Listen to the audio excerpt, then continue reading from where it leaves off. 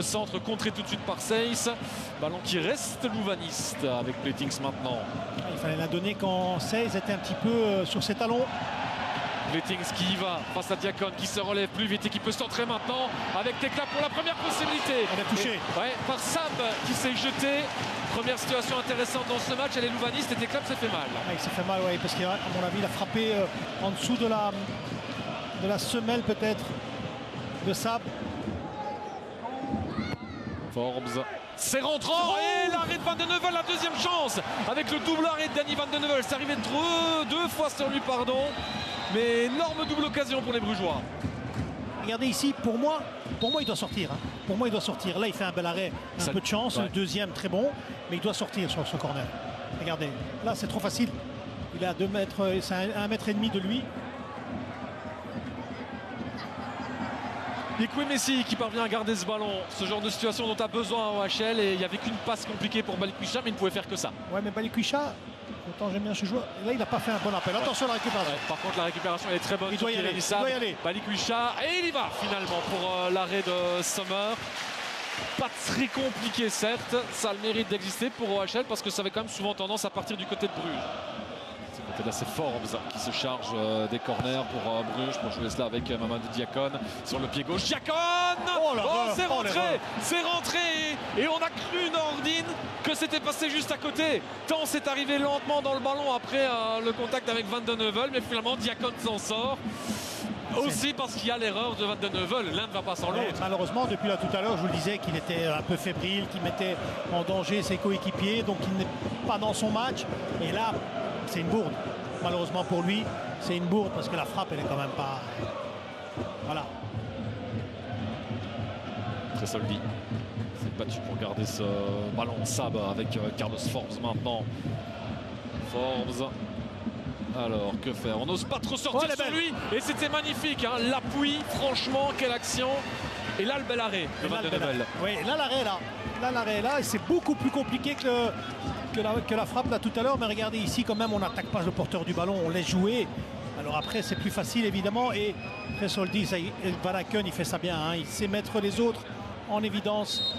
Balikwisha. Gros travail, mais à un moment donné, il est tout seul contre 2, 3, 4 joueurs autour de lui. Attention, là, il y a un 2 contre 2. Là, il faut y aller. Là, il faut être plus dans les duels. Et ce que fait Vincent, à se demander où était le ballon, mais il est reparti dans l'autre sens. Regardez là. Forbes en difficulté avec Opoku. Ça, c'est intéressant par contre de la part de Davis Opoku. Balikwisha qui frappe, c'est dévié. Et finalement, ça ne passe pas si loin. Avec un Sommer qui a dû, je pense, au dernier moment, être rassuré de voir ce ballon passer au-dessus.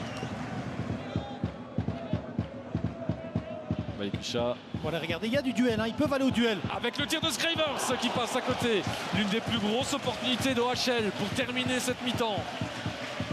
Alors c'est bien de jouer petit, mais je vous l'ai dit, hein, ils peuvent mettre des centres parce qu'il y a des duels devant. Et il faut être au deuxième ballon. Il rentre bien dans le ballon, il n'est pas assez. Son corps n'est pas assez dans l'axe du but. Pletings. OHL fait un bon match, hein. C'est ça le problème. Hein.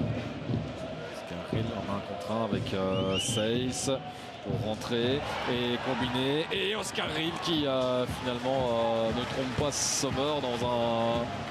Ça c'est la force de Seyss. Hein. Regardez Anthony, c'est la force de Seyss. Il est battu, mais il va quand même venir et empêcher ce centre. Mais ils doivent amener un peu plus de centre, un peu plus mettre le ballon dans ce rectangle brugeois. Pour essayer de leur mettre un peu la pression. Comme ici. Ce que fait Oscar Rill. Oh là, Sommer! Oh là, Sommer! Le ballon est toujours rangé ou pas? Et il est dégagé maintenant par Bruges. En tout cas, dans un premier temps. Hein. Maintenant dégagé pour de bon par Van Aken. La petite erreur là qui a failli être dangereuse.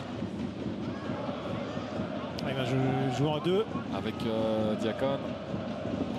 Le centre. Il est pas si mal ce centre! Il est même très bon pour Brendan Mekele. Et on disait quoi juste avant? Si Bruges va mettre le deuxième maintenant, vu la dynamique qu'il tue Louvain, Louvain en HL à une demi-heure pour faire mentir. Mais là, c'est un sacré coup dur pour les Louvanistes qui, eux, n'ont pas été concrets. Et Bruges est efficace en deuxième mi-temps. Oui, et Gagon qui montre des difficultés, il met un but et un assist aujourd'hui. Yamada. Première touche de balle, il est déjà dans la surface adverse. Elle n'est pas bien dosée. Tresoldi, une fois, deux fois, 3 contre 3. Tresoldi, et il va peut-être y aller tout seul ou laisser plutôt le ballon à Diakon qui a beaucoup d'espace. Il y a encore Vetlesen qui est présent si besoin. Diakon avec Vetlesen qui laisse à Forbes. Forbes et l'arrêt par De Nevel. Et il faut aller le chercher celui-là. Ouais, très bel arrêt. Très bel arrêt. Parce que là, c'était le 0-3 et là, c'était complètement foutu pour cette équipe de OHL. Regardez, Tresoldi, il joue juste, hein, il joue collectif quand il faut. Et là, la passe est bonne. La petite talonnade de Vetlesen, le petit crochet, on ramène.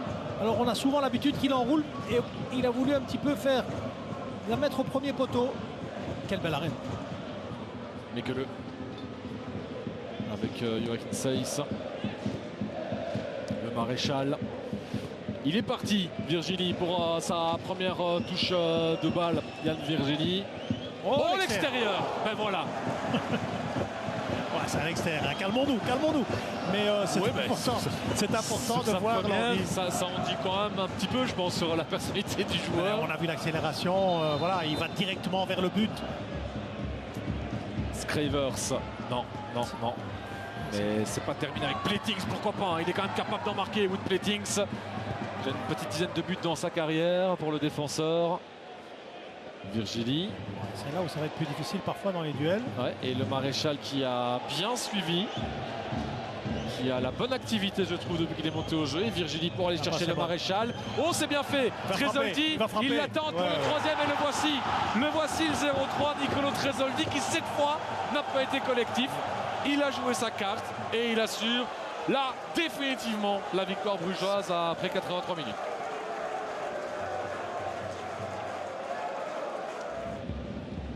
On a bien fait la déviation là devant la Keun. Et Spiller, c'est totalement ouvert. Et c'est totalement ouvert maintenant, c'est pour Carlos Forbes. Alors est-ce qu'il va vouloir aussi aller mettre son nom sur la feuille? Forbes